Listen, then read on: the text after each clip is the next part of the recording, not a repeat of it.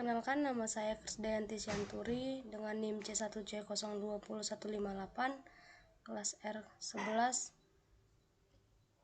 Di sini saya akan menjelaskan tentang materi ramalan penjualan analisis tren. Definisi ramalan penjualan.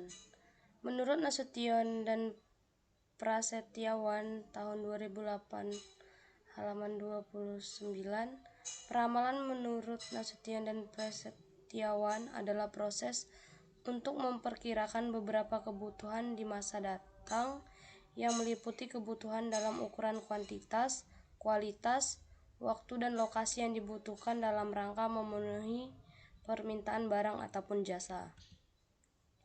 Kemudian ada faktor-faktor yang mempengaruhi peramalan penjualan. Yang pertama yaitu kondisi ekonomi. Kondisi ekonomi umum seperti inflasi dan resesi yang berdampak cukup besar pada penjualan. Manajer harus mempelajari secara menyeluruh tentang perubahan politik, ekonomi, sosial, dan teknologi untuk meramalkan penjualan yang lebih akurat. Yang kedua, demografi konsumen. Demografi konsumen seperti usia, jenis kelamin, pendidikan, pekerjaan, dan pendapatan harus dipertimbangkan sebelum memproyeksikan permintaan barang dan jasa tertentu. Faktor yang ketiga yaitu pesaing atau kompetitor. Tim pemasaran harus mempelajari strategi penetapan harga, desain produk, peningkatan teknologi, skema promosi, kampanye iklan, dan lain-lainnya dengan sangat hati-hati agar dapat bersaing dengan kompetitor atau pesaing pada pasar yang sama.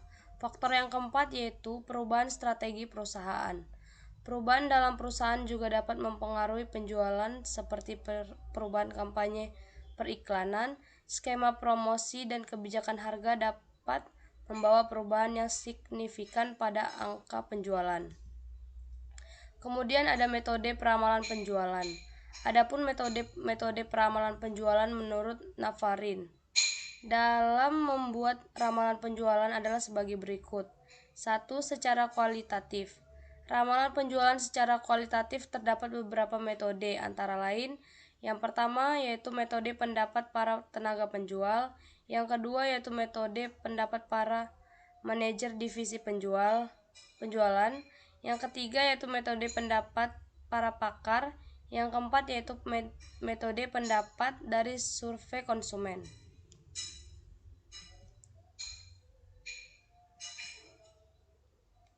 Kemudian metode peramalan yang kedua yaitu secara kuantitatif. Ramalan penjualan secara kuantitatif antara lain yang pertama yaitu analisis lini produk, yang kedua metode distribusi probabilitas, yang ketiga analisis tren. Kemudian analisis tren di sini menurut Mariyati menyatakan bahwa tren adalah suatu gerakan atau kecenderungan naik turun dalam jangka waktu panjang yang diperoleh dari rata-rata perubahan dari waktu ke waktu. Rata-rata perubahan tersebut bisa bertambah, bisa berkurang. Kemudian ada kegunaan analisis tren. Yang pertama pedoman kerja, yang kedua sebagai alat pengordinasi kerja, yang ketiga sebagai alat pengawasan kerja yang membuat manajemen dan mencapai tujuan perusahaan. Kemudian ada metode analisis tren. Yang pertama yaitu metode garis tren secara bebas atau freehand method. Menggambarkan tren dengan metode bebas ini sangat mudah dan sederhana. Hanya dengan mengamati sebaran data bisa diketahui kecenderungan garis tren dari pola data tersebut. Tentu saja dengan cara ini hasilnya kurang bisa dipertanggungjawabkan. Yang kedua yaitu metode tren dengan metode setengah rata-rata atau semi-averaged method. Bergerak membuat tren garis dengan cara mencari rata-rata kelompok.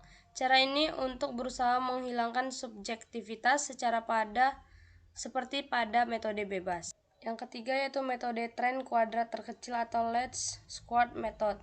Garis tren dalam metode ini diperoleh dengan cara menentukan persamaan garis yang mempunyai jumlah terkecil dari kuadrat selisih data asli dengan data pada garis tren.